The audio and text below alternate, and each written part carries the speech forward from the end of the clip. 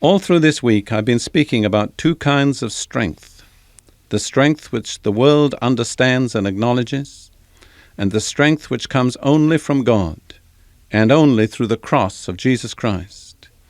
In the eyes of the world, this second kind of strength is weakness, and yet it is ultimately destined to triumph and to prevail throughout the entire universe. Yesterday, I sought to answer the question, how can this second kind of strength be released in your life? I suggested that the key word is yielding. It's released through yielding. And I gave you two vivid pictures from the teaching of Jesus. The first was the picture of denying yourself and taking up your cross, saying no to that ego in you, denying your own will and wishes, and then willingly coming to the place where your own life ends, the cross being the place appointed for you to die. The second picture was letting the grain of wheat fall into the ground. And I explained how that little grain of wheat remains isolated and unfruitful as long as you hold it in your hand. But if you release it and let it go beneath the earth, that husk around it rots and opens the way for the new life to come out of it. And that's how it is with our life. Our own life is like a little grain that we hold in our hand, and it remains isolated and unproductive. But if we let it go and die in the earth, then out of it comes a new life, which is the life that God has for us. Today I'm going to show you two examples in the Bible of men who learned to yield and the results that followed from their yielding. Both these men are characters in the Old Testament, but you see, this principle of yielding didn't begin with the New Testament. It was simply consummated in the New Testament by the cross of Jesus. But the same principle is true in the lives of all the servants of God throughout the Bible. The men who really found God's purpose for their lives were men who had learned to yield. The first example I'm going to take is from the life of Abraham. The second is from the life of Jacob. The example from the life of Abraham is found in Genesis chapter 13. At this time, his name was still Abram. It had not been changed to Abraham. And he and his nephew Lot were wandering shepherds in the land of Canaan, the land of promise. They had both become extremely rich. They had many flocks and herds and tents and servants. They'd become so wealthy that it was not possible for one area of ground to support both of them. So they came to the place where they had to separate from one another. And this is the description of how they separated. Genesis 13, reading verses 5 through 11. Now Lot, who was moving about with Abram, also had flocks and herds and tents. But the land could not support them while they stayed together, for their possessions were so great that they were not able to stay together. And quarreling arose between Abram's herdsmen and the herdsmen of Lot. The Canaanites and Perizzites were also living in the land at that time.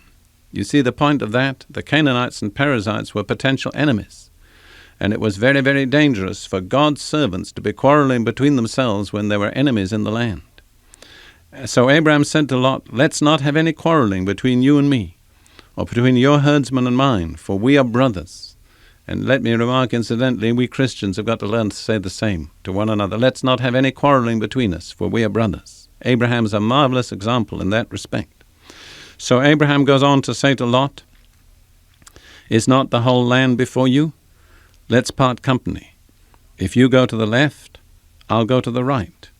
If you go to the right, I'll go to the left."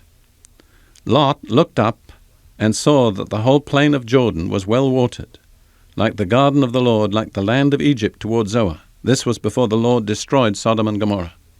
So Lot chose for himself the whole plain of the Jordan and set out toward the east. The two men parted company. Now let me pause and comment on that. Abraham was the older man. Lot was his nephew, younger, and in some sense in a junior position. Abraham was the spiritual man. Abraham was the man whom God had called. Abraham was the man to whom the whole inheritance was promised. It would have been easy for him to say, "Well, I'm the senior. I'm the one God has called. The promise is mine. This is what I'm going to take, and then you can look after yourself." But what a different spirit Abraham had. He humbled himself. He was meek. In one word, he yielded. He said to Lot, you make the first choice. You take what you want, and I'll take what's left over. Isn't that a beautiful example of yielding? Well, what was the result?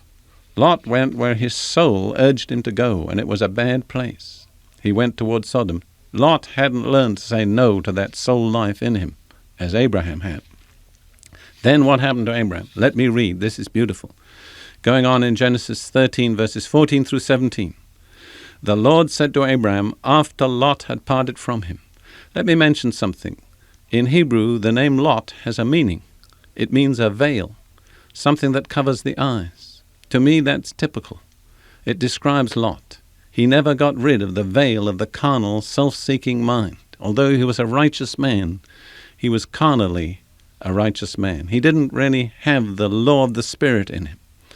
But after Lot had parted from Abraham, then the veil was taken away from Abraham's eyes. Can you see it? And the Lord said, lift up your eyes from where you are and look north and south, east and west. All the land that you see I will give to you and your offspring forever. See, as long as Lot was with Abraham, he couldn't see his inheritance. He was in it, but he couldn't see it. He had to yield. Yielding brought the revelation. Then God said, I will make your offspring like the dust of the earth, so that if anyone could count the dust, then your offspring could be counted. Go, walk through the length and breadth of the land, for I am giving it to you. But you see, Abraham could not see his inheritance until he'd applied the spiritual principle of yielding. What seemed like foolishness, giving away to a younger man who didn't have the same claims, was the key to insight, to blessing, and to the inheritance. And it's the same with you and me. Until we learn to yield, we have that veil of the carnal mind over our eyes. We may be right in the midst of our inheritance, but we can't see it until we've learned to yield. My second example of a man who learned to yield is Jacob. It's found in the passage that describes Jacob wrestling with God, but we need to go back for a moment and look at the background. Jacob, like Abraham before him, was the man of God's choice. Before Jacob and his twin brother were ever born, God said, Jacob is the one that's going to be the ruler and the leader. But Jacob had to learn the lesson of yielding the hard way. He didn't have the same initial kind of attitude that Abraham apparently had. So Jacob tried in his own strength to get what was his by right from God. First of all, he bought the birthright from his brother Esau for a bowl of soup. That perhaps wasn't exactly dishonest, but it certainly wasn't what you would call brotherly. But he wasn't satisfied with the birthright.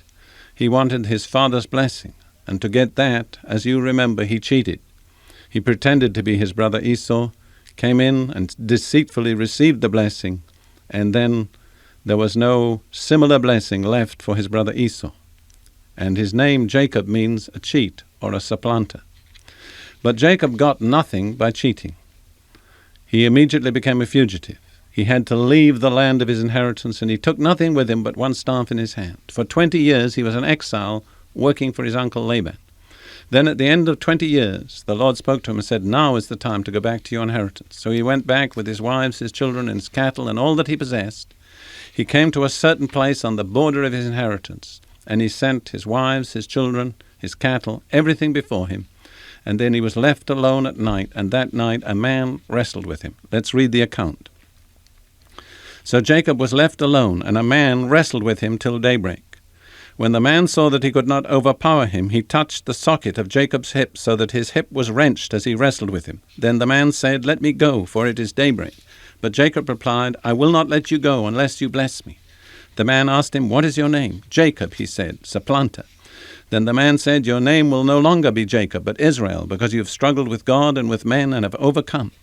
Jacob said, please tell me your name. But he replied, why do you ask my name? Then he blessed him there. So Jacob called the place Peniel, which means the face of God. For he said, it is because I saw God face to face, and yet my life was spared. That was no ordinary man. He was a man, he was an angel, and he was God himself.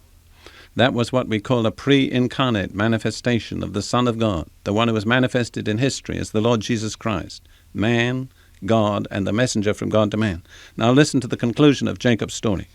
The sun rose above him as he passed Peniel, and he was limping because of his hip. Can you see the truth? When he walked in his own strength, he walked out of his inheritance. He lost everything. But when he learned to limp, he walked back again. And that's an application for you and me. As long as we trust in our own strength, our own ability, our own cleverness, we're like Jacob. We'll struggle, we'll strive, but we'll not get what God has appointed for us.